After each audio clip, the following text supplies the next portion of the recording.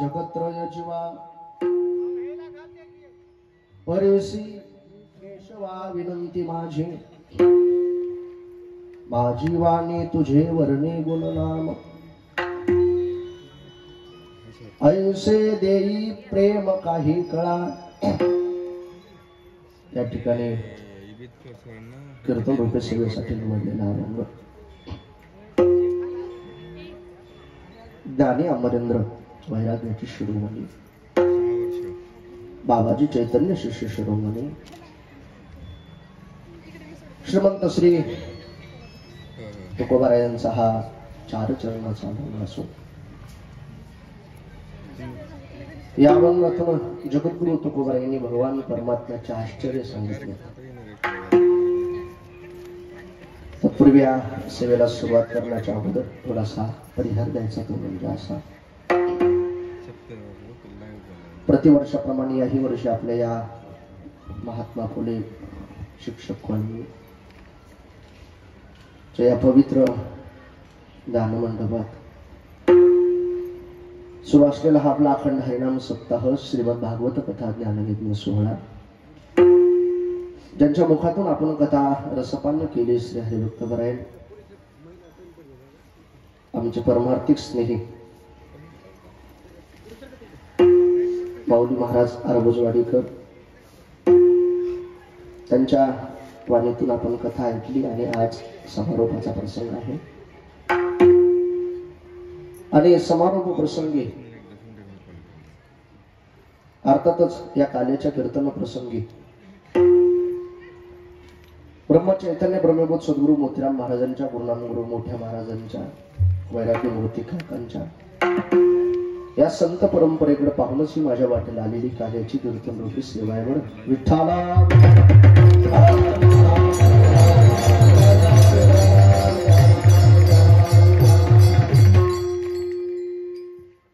गेल्या अनेक दिवसापासून जवळपास 5-6 वर्षापासून माझं इथे नित्य येण्याचं आहे। मलाही ध्यानात नाही, 9 वर्ष झाले। आता ते थोडासा बदल झाल्यामुळे जरा सत्ता पुढे असते थोडासा, मग काही लेकरांच्या विद्यार्थ्यांच्या परीक्षा असतात बाबा, कोणाला अडथळा होऊ नये म्हणून हे तुम्ही निर्णय घेतला। आज या समारोह प्रसंगी सप्ताहाच्या निमित्तानं शौर्य ब्लड सेंटर च्या वतीनं या ठिकाणी भव्य रक्तदान शिबिरही संपन्न होत आहे।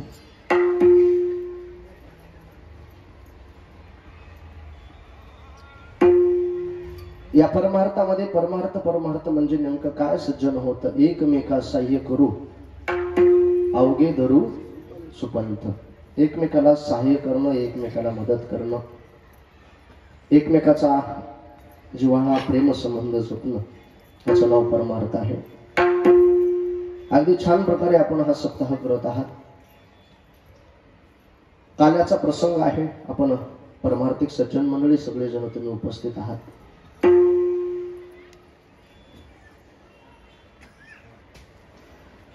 या अभंगातून जगद्गुरु तुकोबार यांनी भगवान परमात्म्याचे आश्चर्य सांगितलेले आहे. उपस्थितांनी जर मला प्रतिप्रश्न केला, महाराज आश्चर्य कशाला म्हणतात? अघटित न घडणारी क्रिया घडली की त्याला आश्चर्य म्हणतात. अद्भुत क्रिया घडली की त्याला आश्चर्य असं म्हणतात. जगाचा विचार केला तर जगामध्ये अनेक आश्चर्य आहेत. त्याच्यापैकी 7 आश्चर्य प्रमुख मानले. 7 आश्चर्य प्रमुख आहेत. तर मला 7 आश्चर्याची नावं काय माहित नाहीत. 1-2 माहिती आहेत गुरुजी. चीनची भिंत, झुकता मनोरा. त्याच्यापैकी एक आश्चर्य भारतात आहे. काय नाव आहे त्याचं? ताजमहल. आता हे जे आश्चर्य मी सांगायलो, हे आश्चर्य या मंडपापासून इथं बसलेल्या माणसापासून कोसो दूर आहे. कोसो दूर आहेत, कोसो दूर. त्या आश्चर्यापर्यंत आपलं पोहोचणं होईल की नाही, त्या आश्चर्य पाहण्यासाठी आपलं जाणं होईल का नाही, हे आपल्याला नाही सांगता येणार. आता एक सांगू का, एक आश्चर्य आपल्या जवळच आहे. तुम्ही विचारा ना, आश्चर्य नेमकं कोणतं आहे?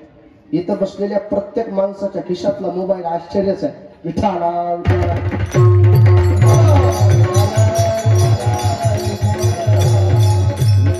प्रत्येकाच्या जवळ जे अँड्रॉइड मोबाईल आहे, एका आधुनिकीकरणाने विचार केला तर सर हे आश्चर्यच आहे की. तर म्हणतात कस काय? पहिलं, जर एखाद्या परिवारातला, एखाद्या कुटुंबातला माणूस जर 400-500 किलोमीटरवर जर राहिला असला, पुण्याला, मुंबईला, आणि त्याच परिवारातला एखादा माणूस जर दुर्दैवाने गेला, वारला, आणि त्याला जर ते निरोप पोहोचवायचं म्हणलं तर व्यवहार कशाचा होता? पत्र व्यवहार होता. पत्राचा व्यवहार होता. आणि त्या क्षणाला माणूस गेल्या गेल्या जर समजा पत्र लिहिलं तर ते पत्र कधी पोहोचायचं? त्याचा अंत्यविधी व्हायचा. राग सावण्याचा कार्यक्रम व्हायचा, दशक्रिया दाहुव्याचा कार्यक्रम व्हायचा, 13वी गोड जेवण व्हायचं. मग त्या पुण्याच्या मुंबईच्या माणसाला कळायचं आपला कोणतरी सखा. म्हणजे किती दिवस लागत होता? किती दिवस लागत होते? एक 8, 10, 15 दिवसाचा कालावधी लागत होता. मला विचारायचं बसलेल्या माणसाला, आताचा एखादा निरोप जर 500 किलोमीटरवर पोहोचवायचा म्हणल्याच्या नंतर खरं सांगा किती वेळ लागणार आहे? आता 1 सेकंदामध्ये, एका सेकंदात निरोप पोहोचणार आहे. बरं इतकंच नाही आबा, तिकडे जे बसलेला माणूस आहे काय करायला हे जर पाहायचं असेल तर काय, कोणता कॉल म्हणते त्याला? Video call. ते व्हिडिओ कॉलच्या मार्फत असा व्हिडिओ कॉल, असा मोबाईल धरला, एक शेकडो दूर असलेला माणूस नेमका तिथं बसून काय करायलाय हे पाहता येईल. हे आश्चर्य नाही वाटते तुम्हाला? विठाला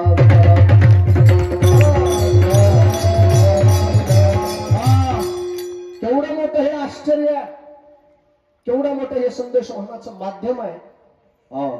मग साईनाथ महाराज, हे एवढंही मोठं जरी आश्चर्य असेल तर एक विचार करा, हे आश्चर्याला निर्माण करणारा, निर्गुण निराकार असणारा परमात्मा तुमच्या आमच्यासाठी सगुण साकार झाला. हे सगळ्यात मोठं आश्चर्य आहे. विठ्ठला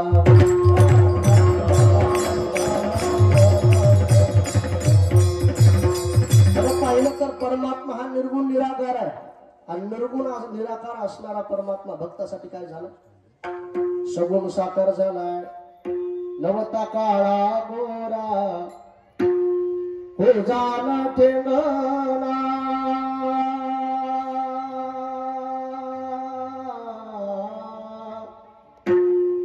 स्वरूप सुंदर आंधळा देखना, कैसी जीव शिव तयासी भावना, पंच भौतिक लेने पंच प्राणव, ऐसे सगुण रूप धरिले चांगले. जो निर्गुण निराकार असणारा परमात्मा आहे, आला नावा रूपा आणि तुका म्हणे झाला सोपा. तुमच्या आमच्यासाठी ते भगवान परमात्मा सगुण साकार झाला. एवढं मोठं आश्चर्य. महायोग पिठे तटे भीमरथ्या वरम पुंडरीकाय दातुं मुनिंद्रे समागत्य तिष्ठातमानंदकंदं परब्रह्मलिंगं भजे पांडुरंगं भजे व्रजैकमण्डलं समस्त पापखण्डनं स्वभक्त चित्तरंजनं सदैव नंदनंदनं. असा हा भगवान परमात्मा सज्जन तुमच्या आमच्यासाठी साकार झाला. सुपिच्च गुच्छ मस्तकं सुनाद वेणु हस्तकं अनंग रंग सागरं नमामि कृष्णनागरं. बरं, तो भगवान परमात्मा साकार झाला इतकंच नाही, जर एखाद्या भक्ताला संकट आलं तर त्याच्यासाठी त्या देवानं अवतार घेतला. बरं, भगवान परमात्म्यानं त्या देवानं तुमच्या आमच्यासाठी भक्तासाठी अवतार घेतला एवढंच आश्चर्य नाही. खरं सांगू का, त्या देवाची कृती सुद्धा आश्चर्यकारक. विठ्ठला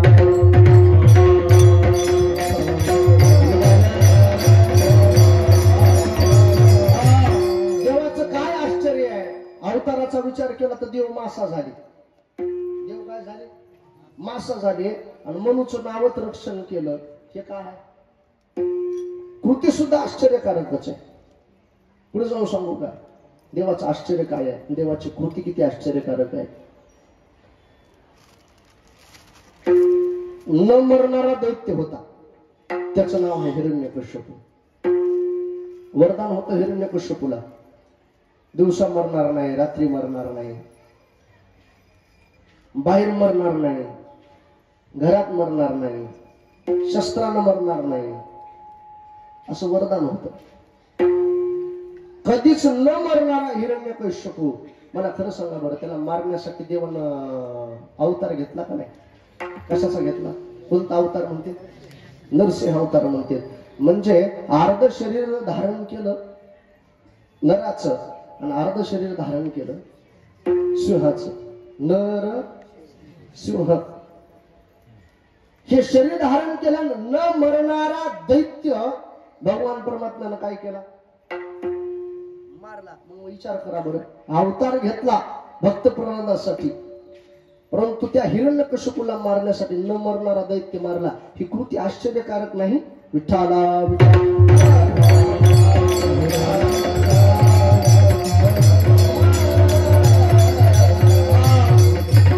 या आश्चर्यकारक कृतीतून तुम्हाला आम्हाला सांभाळणारा जो भगवान परमात्मा आहे. बसलेल्या माणसाला जर मला विचारलं, महाराज होय ते देव केवढा आहे, कुठं आहे, नाही सांगता येणार. देवाच्या बाबतीत देव कुठं आहे, केवढा आहे, त्याची व्याप्ती आपल्याला सांगता येईल का? सकाळी सकाळी एका तळ्याच्या काठावर एक बेंडकुळीचं असं पिल्लू छोटस एका दगडा येऊन बसलं होतं. असं दगडा येऊन बसलं. बसल्याच्या नंतर तिकडून एक पाणी प्यायला त्या तळ्याच्या काठावर एक बैल आहे. त्या बेंडकुळीच्या किल्ल्यानं ते बैल बघितला आणि ते बैल बघितला आणि बैल बघितल्याच्या नंतर ते पिल्लू एवढं भेऊन त्यानं तळ्यात उडी टाकली. तळ्यात उडी टाकून भेद भेद भेद थरथर थरथर कापत कापत कापत माईच्या पोटशी जाऊन बसलो. म्हणजे कोणाच्या पोटशी जाऊन बसलो? बेंडकीच्या. त्या बेंडकुळीच्या असं पोटशी जाऊन बसलं. माईनं ओळखलं हे कशाला तरी काय झाले, भेलय म्हणून. काय झालं म्हणजे बाबा एवढं भ्यायला काय झालं? का भ्यायलाच एवढं? माय म्हणला मी तळ्याच्या काठावर गेलो. तळ्याच्या काठावर गेलो होतो. तिथं एवढा मोठा प्राणी आला होता. माई तुला काय सांगा, लय मोठा प्राणी होता. माई म्हणली आता काय करावं, आता लेकराची समजूत कशाला तरी काढावं लागेल म्हणून त्या बेंडकुळीनं काय केलं, थोडस अंग फुगविलं. म्हणा की अंग थोडस फुगविलं. अंग फुगविल्याच्या नंतर विचारलं, होय बाळा एवढा होता का प्राणी? नाही आई, ह्याच्यापेक्षा मोठा होता. मग बेंडकुळीनं थोडं आणखी अंग फुगविलं. बाळा एवढा होता का प्राणी? नाही माय म्हणला ह्याच्यापेक्षा मोठा होता. पुन्हा थोडं अंग फुगविलं. अंग फुगविलं आणि बेंडकुळ फटकून फुटलं. म्हणजे मला तुम्हाला आता विचारायचंय, बेंडकुळीनं किती अंग फुगविलं म्हणजे बैला एवढी बैल. तसं देवाच्या बाबतीमध्ये देव केवढा आहे म्हणून सांगितल्याच्या नंतर त्याची व्याप्ती दर्शवता येईल. विठ्ठला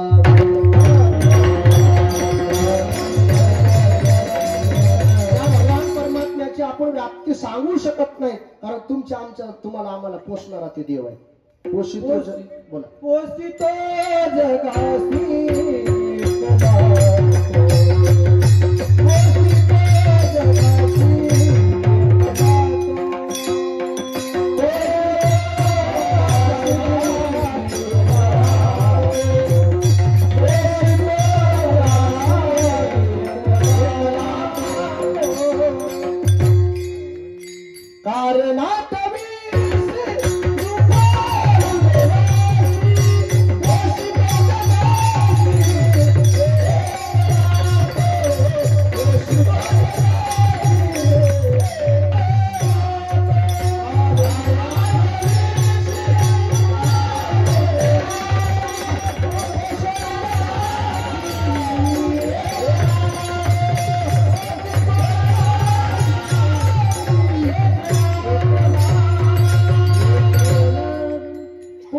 जगाशी एकला तो. त्या भगवान परमात्म्याचं किती लक्ष आहे, किती लक्ष आहे. तुम्हाला आम्हाला सांभाळणारा तो भगवान परमात्मा.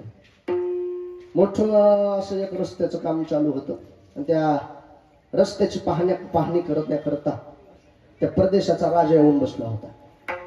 आणि त्याच रस्त्यानं एक महात्मे जाऊ लागले, साधू जाऊ लागले. त्या महात्म्याने ते रस्त्याचं काम बघितलं, चांगल्या प्रकारे काम चालू होतं.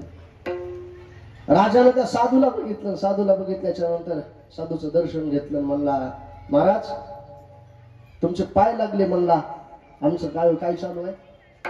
हे रस्त्याचं काम चालू आहे, तुमचे पाय लागले. म्हणला, आम्हाला आनंद झाला. भाग्याचा उदय हे जोडी संत पाय. आनंद वाटला. म्हणला, राजाला विचारलं साधू महाराजांना, का आनंद वाटला? काय नाही बाबा, म्हणजे हे काम जे चालू आहे ना, म्हणजे आमचंच काम चालू आहे. आणि हे जे लोक जे हे काम करायले ते माझ्या राज्यातले लोक आहेत आणि संपूर्ण राज्यातल्या लोकांची जिम्मेदारी माझ्यावर आहे. साधू महाराज म्हणजे तुम्हाला म्हणायचं काय राजे साहेब? काही नाही म्हणले बाबा, खरं सांगू का म्हणले महाराज, हे जे लोक काम करायलेत ना, हे सगळे म्हणलं आपल्या जीवावर आहेत. बरं, सगळे आपल्या जीवावर आहेत. म्हणला, एवढंच नाही, ह्याच्या घरचे जे ढोरं वासरं आहेत यांची सुद्धा सोय कोण करतंय? मीच करतो. साधून ओळखलं. ह्याला असं म्हणायचंय की ह्याचा पालन पोषण करता कोण आहे? मी आहे. ठीक आहे, साधून ऐकून घेतलं. म्हणले, राजनजी तुम्ही म्हणले या प्रजेतल्या दिसत्या लोकांना तुम्ही म्हणले त्याचं रक्षण करीत असतात, त्याच्या पोटाची सोय करीत असतात. मात्र असे काही प्राणी आहेत, असे काही जीवजंतू आहेत की त्याचा सांभाळ देव करते. त्याचा सांभाळ देव करते. देव करते म्हणल्याच्या नंतर राजा म्हणला, शक्य नाही, शक्य नाही. एकही जीव म्हणला मी उपवास ठेवीत नाही. म्हणला, त्याचं रक्षण मी करतो, त्यांचे सुद्धा मी भागवतो. साधू महाराज बोलले, काय हरकत नाही. म्हणले, ते दगड फोडायलेत ना माणसं, त्याच्यातल्या एक जणाला इकडं बोलवा, एक जणाला इकडं बोलले. असा मोठा दगड होता ठेवलेला. म्हणजे दगड फोडला ते दगड. आणि ते दगड फोडल्याच्या नंतर त्याच्यात एक जिवंत बेडूक निघाला. जिवंत काय निघाला? बेडूक निघाला. बेडूक जिवंत निघाल्याच्या नंतर म्हणले साधू महाराज, म्हणले, राजा आता कसं करायचं? बेडकाची व्यवस्था कोण केली? तू केली? म्हणला, नाही साधू महाराज. मग कोण केली? पाषाणाचे पोटी बैसला तर दूर, त्याचे मुखे चारा कोण घाली. आणि या दिसत्या प्रजेला तो पोषित असतील, परंतु न दिसते जे प्राणी आहेत, जीव जंतू आहेत, त्याचा पालन पोषण करता जर कोण असेल तर तो भगवान परमात्मा आहे. गतीर भरता प्रभू साक्षी, निवास शरणम सुरहत, प्रभव प्रलय स्थानो निधानम बीजमव्ययम. भगवान परमात्म्याची किती सत्ता आहे. आम्ही जे इथं आलोत का नाही, इथं येऊन इथं हे बसलोत का? कोण बसविले आपल्याला? काय झाले? बसलोत का बसविले? आपण बसलो आणि त्या देवाला अंश काढून घेतला की माणसं म्हणते झालं हेच काम, आता ह्याला बेताडाला काय करा बसवा म्हणते का, तर त्या देवानं तिकडून अंश काढून घेतला. ममय अंशो जीव लोके जीवभूत सनातना मन षष्टियानी इंद्रियानी प्रकृती स्थाने करशती. तुमचे आमचे जे हे शरीर चलायली ही सगळी जे सृष्टी चलायली त्याचा करता धरता कोण असेल तर तो भगवान परमात्मा आहे. चाले हे शरीर कोणाची आसक्ते कोण बोलावे ते, हरे विन वृक्षाची हे पान आले ज्याची सत्ता राहिली अहंता मग बोटे.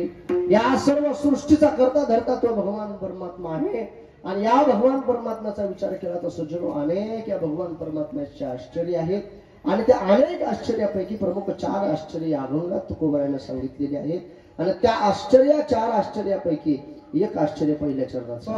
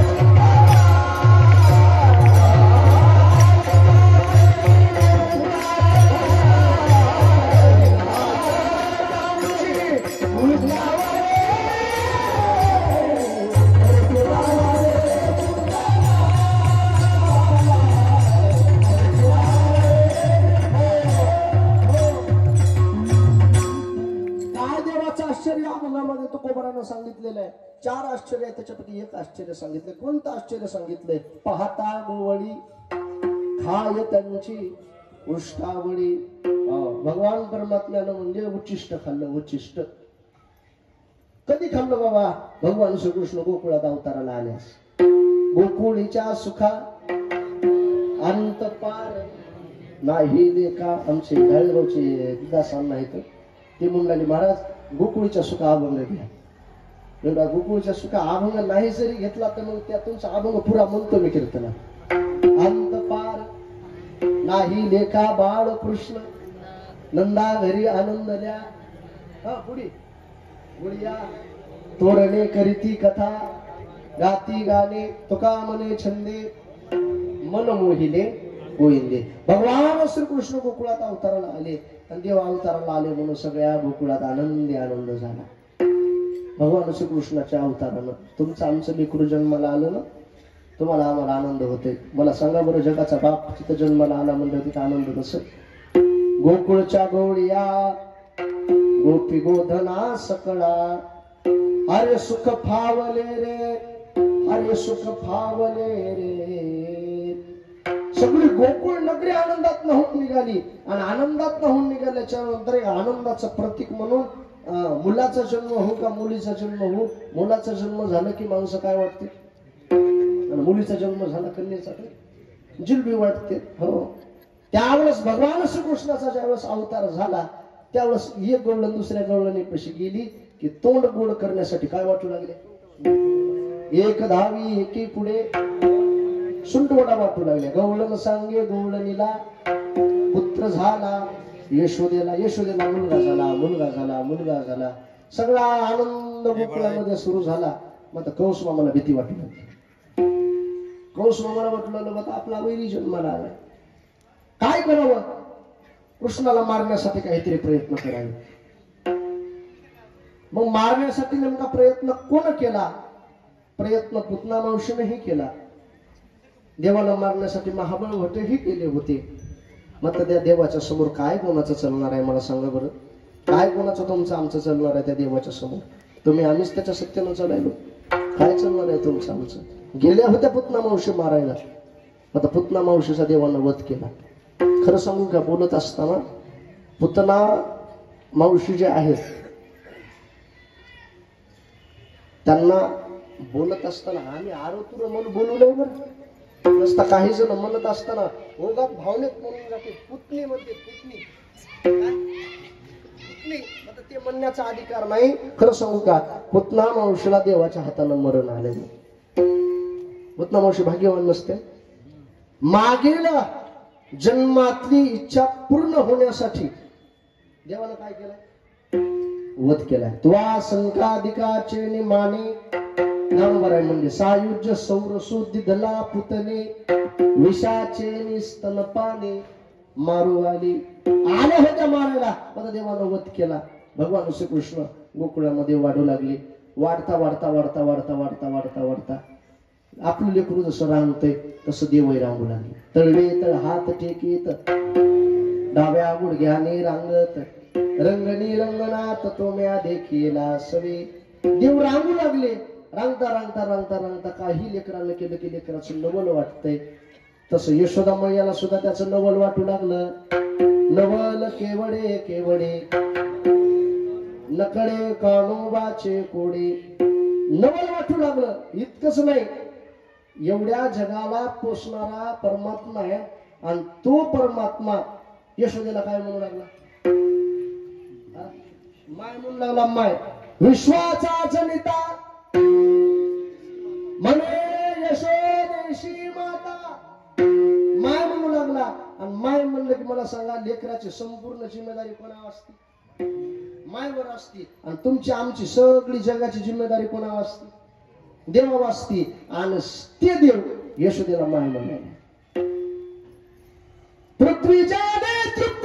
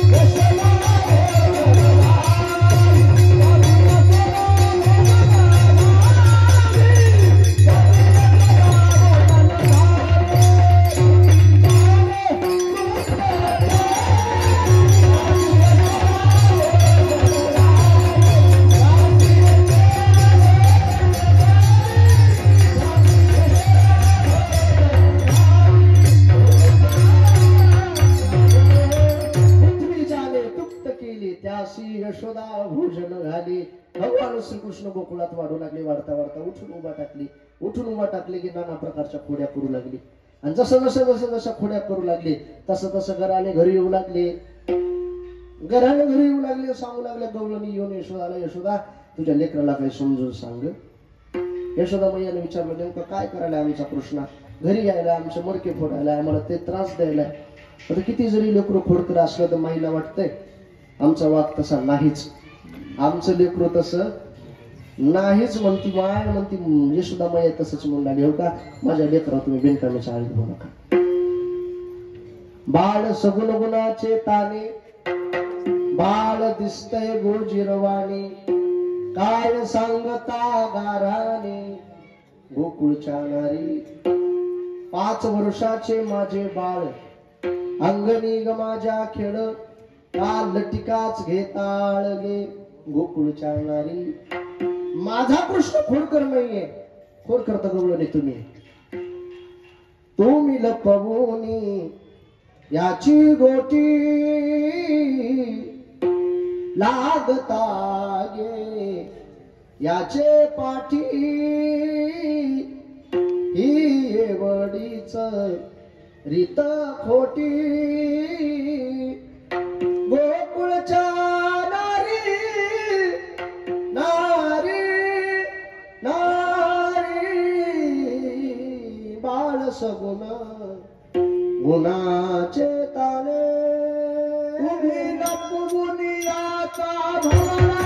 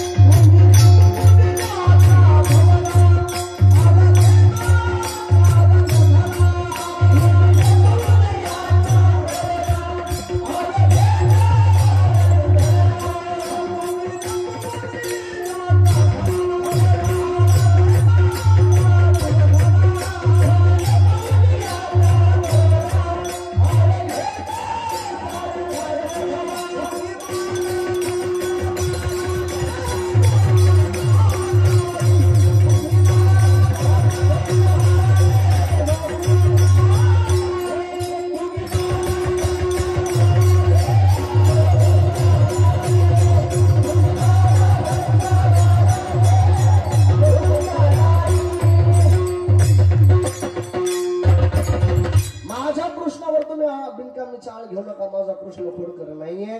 त्यावेळेस एक 80 वर्षाचे गोल्डन मुलाने हो का माझं मी वयानं मोठे माझं ऐका बाबा असं त्या कृष्णाच्या तुम्ही पाठीमागं लागू नका. तुम्ही त्याला काय लेकरू समजायलेत की काय? गल्लीतलं पोरग समजायलेत का काय? तुम्ही त्याला समजत असताल माझं ते लेकरू नाही. कोण आहे? ती बाई म्हणली, म्हातारी बाई म्हणली बाबा ती देव आहे. देव आहे म्हणल्याच्या नंतर बाकीच्या म्हणल्या बसा काकू खाली बसा, आम्हाला सगळं कळतंय. बसा खाली, बसा खाली. ती बाई खाली बसली म्हणजे आता कोण ऐकणार आहे माझं? त्याच्यातली एक गवळण म्हणली हे देव नाही काकू, तुम्हाला सांगायले हे 1 नंबरचा चोर आहे. चुरा चुरा कर माखन खाया, गौलनियो का आनंद कुवर कन्हैया, काये बराये दिखावत मोही, जानत हो प्रभुपन तेरा सब हे. एक तर म्हणली वा हे चोर का आहेच म्हणजे मग खरं सांग का काकू हे गुराखी फिरत वन वन गाऊ चरावत हे तुकया बंधू करीलेले हात. तरीही ती बाई बोलावली तुमचं ऐकणार नाही मी, तुम्हाला कळणं झालंय. कारण का एखाद्या माणसाच्या सोबत जर जास्त जर रहिवास झाला, एखाद्या माणसाचा जास्त जर संबंध आला तर एखाद्या मोठ्या माणसाची लहान माणसाकडून काय होऊ शकते? अतिपरिचय आवड होऊ शकते. देव असं समोरच खेळत होता तसं गोकुळातल्या त्या स्त्रियाला वाटत होतं गवळणीला हे गोकुळातलं कोण आहे? लेकरूच आहे. आता काय कळलं त्या गवळणीला? त्यावेळेस ती वयोवृद्ध गवळण म्हणू लागली ती लेकरू नाही. हा ब्रह्मविदेचा जन्म आहे, ब्रह्मविदेचा जन्म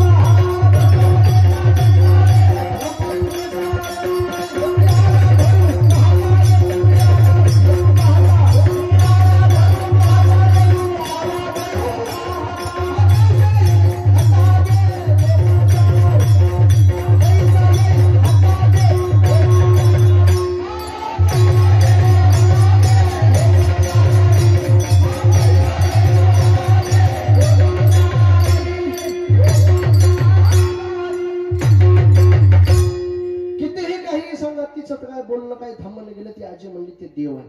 देव आहे म्हणल्याच्या नंतर म्हणली बाई असू दे देव. मग यशोदा एक सांग आता खोड्या वाढल्यात तुझ्या कृष्णाच्या, आता आम्ही गोकुळात राहावं का कुठं निघून जावे? गोकुळी राहावे का जावे?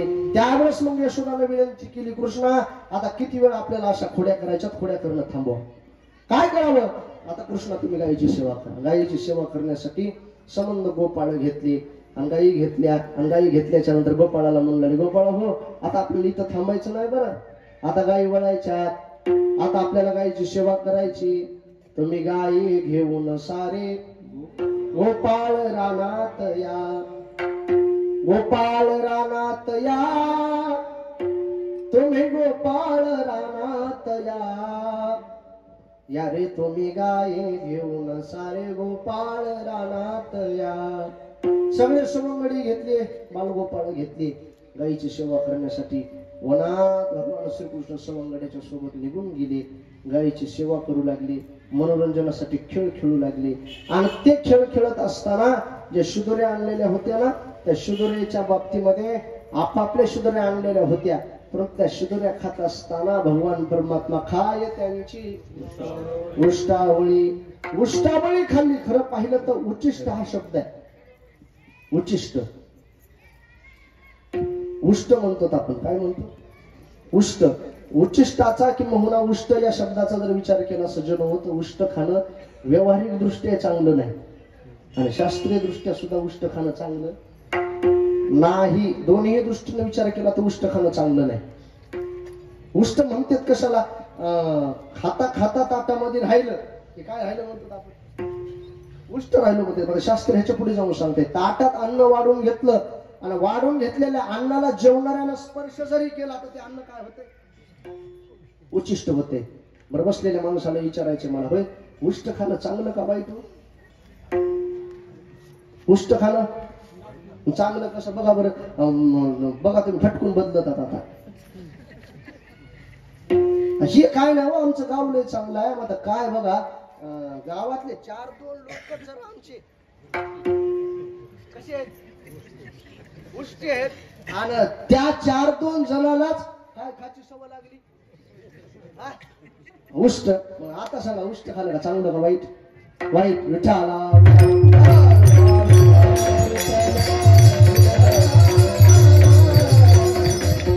उच्चिष्ट खाणं, उष्ट चांगलं खाणं बाबा वाईट आहे. का? दोषाचा संबंध येते म्हणून उष्ट खाऊ नये.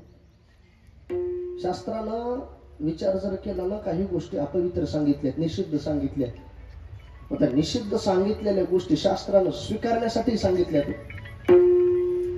मग असं एखादं पुस्तक, असं एखादा ग्रंथ सापडत आहे का? सांगा बरं. त्या ग्रंथात लिहून ठेवलंय का भगवान परमात्म्यानं गोपाळाचं उच्चिष्ट खावं, उष्ट खावं म्हणून कुठं लिहून ठेवलेलं नाही. मग शास्त्रानं काही गोष्टीचा स्वीकार करायला सांगितलंय, त्या गोष्टी निषिद्ध आहेत. उच्चिष्टम शिवनिर्माल्यम वांतम शवकर्पटम काकविष्टा समुत्पन्नाः पंचतेती पवित्रकाः. काही गोष्टी निषिद्ध सांगितल्यात. कोणत्या निषिद्ध गोष्टी सांगितल्यात? किंवा देवाचं जे निर्माल्य आहे, निर्माल्य एकदा निर्माल्य काढलं की त्याला पुन्हा शिवायचं नाही. परंतु भगवान शंकराच्या पिंडीवरलं जे काही निर्माल्य आहे, शास्त्रानं सांगितलं नसलं तरी, शिव नका म्हणून सांगितलं तरी ते स्वीकारण्यासाठी काय आहे? परवानगी आहे. उच्चिष्टम शिव निर्माल्यम वांतम. वांतम म्हणजे उलटी. उलटी करणं खरं सांगा बरं, पवित्र का अपवित्र? अपवित्र. आता मधमाशाची उलटी आपण काय करतो? सेवन करतोच ना. मध देवाच्या अभिषेकात वापरतो की नाही? वांतम शवकर्पटम. शवकर्पटम म्हणजे मेलेल्या माणसाचा कपडा वापरू नये. मग एक असा किडा आहे, ती किडा मेल्याशिवाय कपडा तयार होत नाही. कोसला. शवकर्पटम ते स्वीकारण्यासाठी सांगितले. वांतम शवकर्पटम काकविष्टा समुत्पन्नाः पंचतेती पवित्रकाः. काकविष्टा, विष्टा अपवित्र आहे आणि कावळ्याची विष्ठा तर त्याच्यापेक्षा अपवित्र आहे. मग मला सांगा, त्या कावळ्याच्या विष्ठेतून निघालेला पिंपळ पवित्र आहे की नाही? विठाला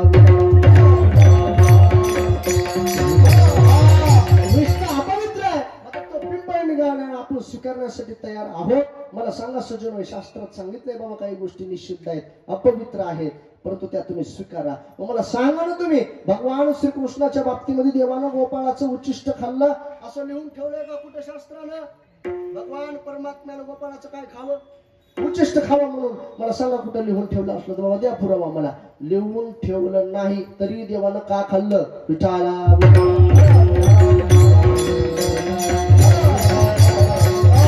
बरं. देवानं भगवान श्रीकृष्णाला उच्चिष्ट खाल्लं. मग खाल्लं ते कोणाचं खाल्लं? प्रल्हादराव कोणाचं खाल्लं? पाहता गोवळी. गोवळी म्हणजे गाय वळणाऱ्याचं. गाई वळणाऱ्याचे सोबतचे होते ते काय अधिकाराने श्रेष्ठ नव्हते, वर्णाने श्रेष्ठ नव्हते. काय त्यांचे कपडे बघितले, देवाचे कपडे, तर काय कपड्यामध्ये साम्यता नव्हती, पोषकाने श्रेष्ठ नव्हते. तरीही त्या गाई वळणाऱ्या पोरायचं सवंगड्याचं देवानं काय खाल्लं? उच्चिष्ट खाल्लं. मला विचारायचं तुम्हाला, का देवानं उच्चिष्ट खाल्लं? कसं असतं, एखाद्या वेळ जर वेळ आली ना, एखाद्या वेळ जर वेळ आली ना, त्या वेळ आल्याच्या नंतर तुम्हाला सांगतो, त्यानं उष्ट जरी खाल्लं तर काय होत नाही. 4 दिवसापासून एक भिकारी उपवाशी होता, त्याला खायलाच मिळालं. खायलाच मिळालं नाही. आग पडली पोटामध्ये. मोठ्याचं लग्न होतं. लोकांना जेवण केल्याच्या नंतर जे काही ताटात उरलेलं होतं उष्ट रस्त्याच्या बाजूला आणून टाकलं होतं. 4 दिवस झालं त्यानं काही खाल्लं नव्हतं. पोटामध्ये आग पडली होती आणि ती आग पोटामध्ये पडली म्हणून ते बिचार काय करायले, ते उच्चिष्ट काय करायले, वेचून खायले. मला सांगा बरं, मरण्यापेक्षा खाल्लेलं बरं नाही? खाल्लं त्यानं. एखाद्या वेळेस जर वेळ आली तर शास्त्र विचार करायला जमत नाही. सज्जन, मला तुम्हाला विचारायचंय, तेवढं उच्चिष्ट खाण्यासारखी भगवान श्रीकृष्णावर वेळ आलती का? आलती वेळ? देव साधारण होता? देव साधारण होता? त्या काळी गोकुळामध्ये पदव्या होत्या. पदव्या कोणत्या होत्या? त्या काळामध्ये ज्याच्याकडे जास्त काही, सगळ्यात ते काय तेव्हा श्रीमंत, ज्याच्याकडे जास्त अमोदपुरामध्ये प्लॉट, सगळ्यात काय श्रीमंत, आणि ज्याच्या शेतातून रस्ता गेलाय ती महाश्रीमंत. होय, हायवे रस्ता गेला गुरुजी काय लबाड बोलले लोक काय म्हणून? खरं आहे की. बरं, तवा कशी रीत होती? ज्याच्याकडे सगळ्यात जास्त काही ते सगळ्यात काय श्रीमंत, सगळ्यात ते श्रीमंत. आणि तेव्हा पदव्या होते.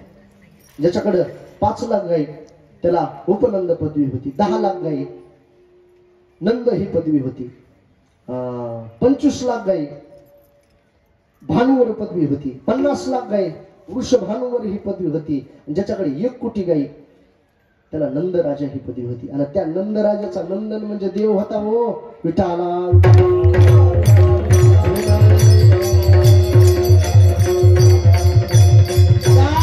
नंदराजाचा नंदन म्हणजे भगवान श्रीकृष्ण होते. मला सांगा, राजाचं पोरग म्हणल्याच्या नंतर कमी कशाचे असेल? कशाच कमी असेल? भारतातल्या श्रीमंत व्यक्तीचा विचार केला, एखाद्या श्रीमंत व्यक्तीचा विचार केल्याच्या नंतर मला सांगा बरं, त्या श्रीमंत व्यक्तीच्या लेकरांना आपल्यापाशी इथं कुठंतरी यावं, एखाद्या पत्रवाळीवर उचलून खावं, हे शक्य होईल?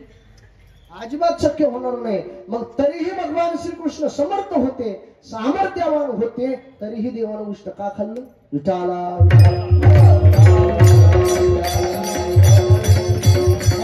जगद्गुरु तुकोबराय म्हणले, बाबा उच्चिष्ट देवानं खाल्लं ना. कसं आहे म्हणले, देव सहभोजन करीत होते. देव समवयामध्ये भोजन करीत होते, सजातीमध्ये भोजन करीत होते. सजाती समवयामध्ये आणि सहभोजनामध्ये उच्चिष्टाचा दोष लागत नाही. उच्चिष्टाचा दोष लागत नाही. भगवान श्रीकृष्ण वृंदावनामध्ये सगळ्या गोपाळाला घेऊन जेवत होते. सगळ्या गोपाळासोबत खेळत होते. आणि खेळत असल्यामुळं सगळे जण असे जवळ बसत होते, म्हणून त्याचा दोष लागत नाही. आणखी पुढे जाऊन सांगा 2 मुद्दे तुम्हाला. कोणाचं उच्चिष्ट खाल्ल्याच्या नंतर दोष लागत नाही. बापानं जर लेकराचं उच्चिष्ट खाल्लं तर दोष लागत नाही. आणि तुम्ही आम्ही देवाचं जर उच्चिष्ट खाल्लं तर दोष लागत नाही. कसं काय विचारा की तुम्ही म्हणता महाराज आम्ही कीर्तन ऐकायला म्हणून काही ऐकून घ्यावं का? ठीक आहे बाबा, बापानं लेकराचं उच्चिष्ट खाल्ल्याच्या नंतर दोष लागत नाही. इथं बसलेल्या बापानं जर लेकराचं उच्चिष्ट खाल्लं तर दोष लागत नाही, आम्ही मान्य केलं. मात्र तुम्ही अभंग सोडवायला तुम्ही गोपाळाचं उच्चिष्ट खाल्ला म्हणायला, मग भगवान कृष्ण काय त्या गोपाळाचे काय पप्पा होते काय? भगवान श्रीकृष्ण गोपाळाचे वडील होते का? हो, वडीलच होते. हो, का वडील होते? तेवढेच नाही, तुमचा आमचा सुद्धा बाप तो भगवान श्रीकृष्ण. त्वमेव माताच पिता त्वमेव बंधूच सखा त्वमेव विद्या द्रविणं त्वमेव सर्व मम देव. तो भगवान परमात्मा सगळ्याचा बाप असल्यामुळं जर खऱ्या अर्थानं जर गोष्ट जर खाल्लं ना त्याचा दोष लागत नाही. पुन्हा दुसरा मी मुद्दा म्हणला, बाबा देवाचं जर आपण उष्ट खाल्लं तर दोष लागत नाही. देवाच्या जवळ मला खरं सांगा बरं, असं ताट घेऊन गेलो आपण का नामदेव आहेत काय तिकडच ताट देवाला खाला? खरं सांगा, इथं बसलेले महिला मंडळ पुरुष मंडळ देवाला ताट घेऊन गेल्याच्या नंतर निवद दाखवितो का खाऊ घालतो? आपण निवद दाखवितो. आता काय अधिकार होता संत शिरोमणी नामदेवाचा? देवा घेऊन आलो नैवेद्याला एकतरी घास घे विठ्ठला. देवाला उतरावं लागायचं, जेवावं लागायचं. आपला अधिकार नाही तेवढं आपण देवाला असं ताट दाखवितो. वापस आणतो आणि ते सेवन केलं ना दोष लागत नाही. विचारावं लागते बसलेल्या माणसाला, भाई महाराज गोपाळ देव होते का? देव कोण आहे? भगवान श्रीकृष्ण. आणि गोपाळी सवंगडी आहेत, मग गोपाळ का देव होते का? हो, संत भक्त हे भगवंताचे देवच आहे. आम्ही तयाचे करू ध्यान, ते आमचे देवतार्चन, ते वाचोनी आन गोमटी नाही. नारद महर्षी भजन करीत करीत करीत जाऊ लागली आणि भजन करीत करीत करीत जात असताना रुक्मिणी साहेब असं दारात बसलेले होते आणि तेवढ्यातच नारद महर्षी म्हणाले, आई साहेब देवाचं दर्शन घ्यावं. म्हणालो, देव कुठे?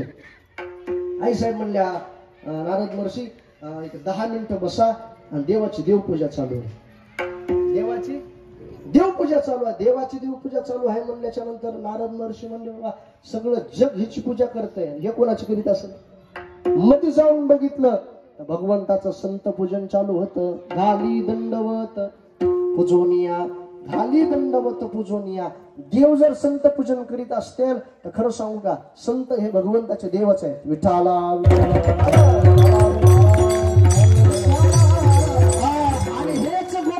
गोकुळातले संत, गोकुळातले भक्त म्हणजे गोपाळ आहेत. आणि खऱ्या अर्थानं देवाच्या बाबतीमध्ये, गोपाळाच्या बाबतीमध्ये देवानं गोपाळालाच आपलं स्वरूप मानल्यामुळं काय त्यांची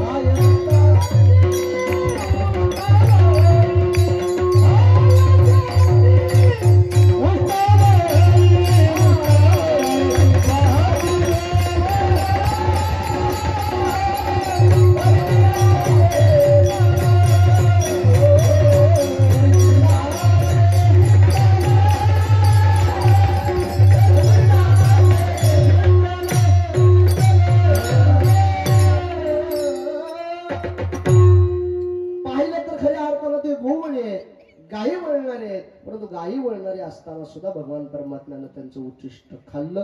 उच्चिष्ट देवानं खावं, त्यांचा अधिकार काय होता, त्यानं काय केलं होतं तेवढं तर करीती नामाचे चिंतन, गडी कानोबाचे ध्यान.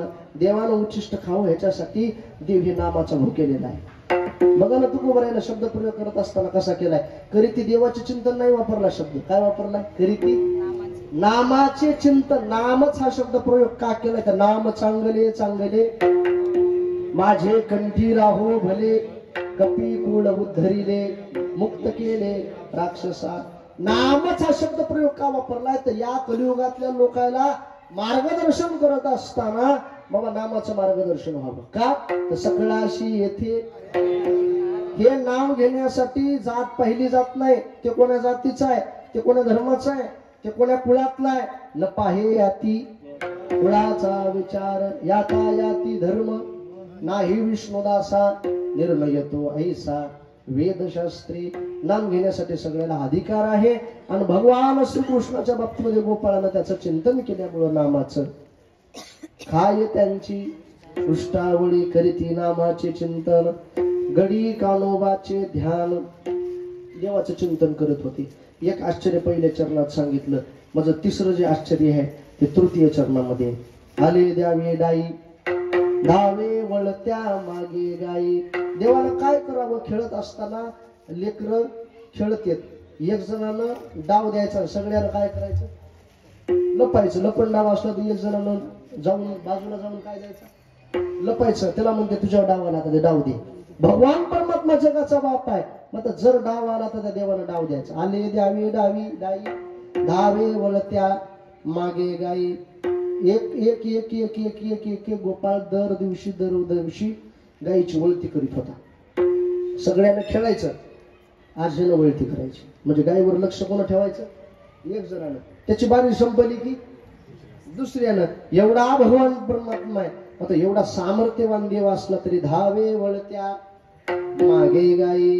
कारण काय होतं त्याचं? करीती नामाचे चिंतन घडी कानोबाचे ध्यान. ते गोपाळ खरे अर्थानं नामाचे चिंतन करीत होते आणि हे नामाचं चिंतन करीत होते म्हणूनच देवाला आनंद झाला. एके ठाई काला तुका म्हणे भाविकाला. भगवान परमात्म्यानं सगळ्या गोपाळाला बसवावं आणि काला वाटावं. विठोबा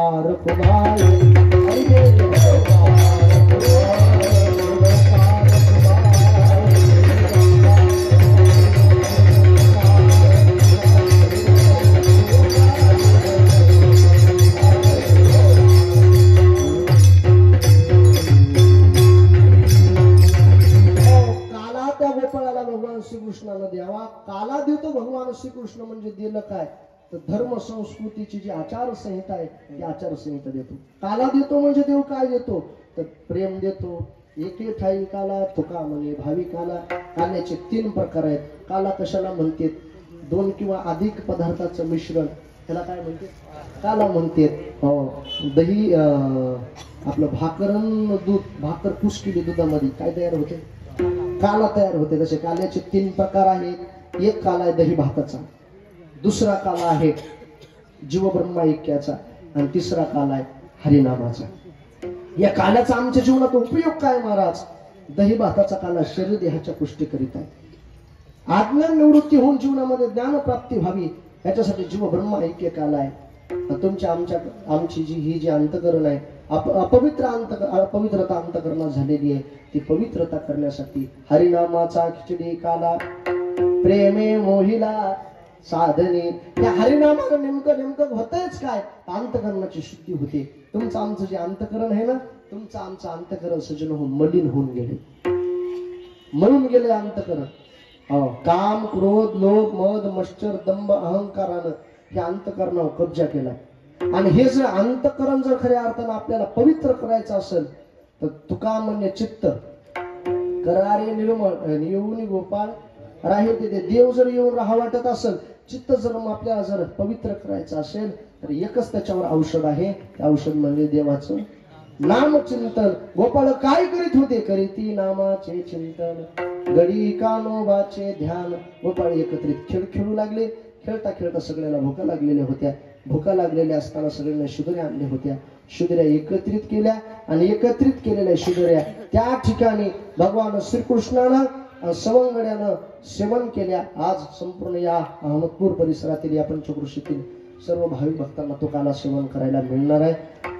आज या ठिकाणी माझ्या मागे थोडीशी धावपळ असल्यामुळं मला खरं तर इथून 12ला निघायला पाहिजे होतं मी. आपण एवढाही आनंदानं अट्टहासानं एवढा हा सप्ताह साजरा केलाय. कोटी कोटी धन्यवाद आहे. आपल्या जीवनामध्ये जीवन जगत असताना आपल्या परमार्थाची वृद्धी व्हावी, आपला परमार्थ वाढावा, असाच एकोपाने आपला सप्ताह साजरा व्हावा. आणि ग्रामदैवतानं किंवा आपल्या कॉलनीतल्या या दैवतानं आपल्याकडून हे सगळं कार्य करून घ्यावं एवढी प्रार्थना करतो आणि वाणी स्थगित करतो. ज्ञानेश्वर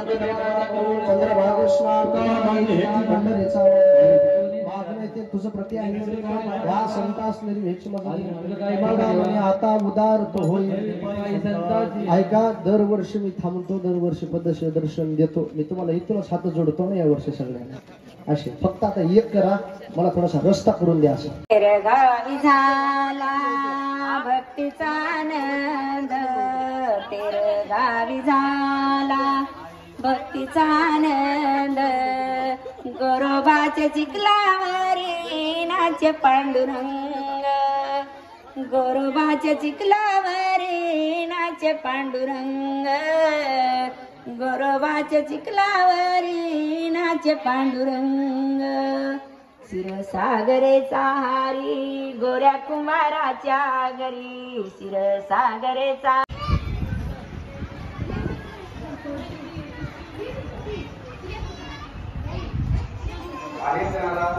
या मारुतीची प्रचिती आलेली आहे.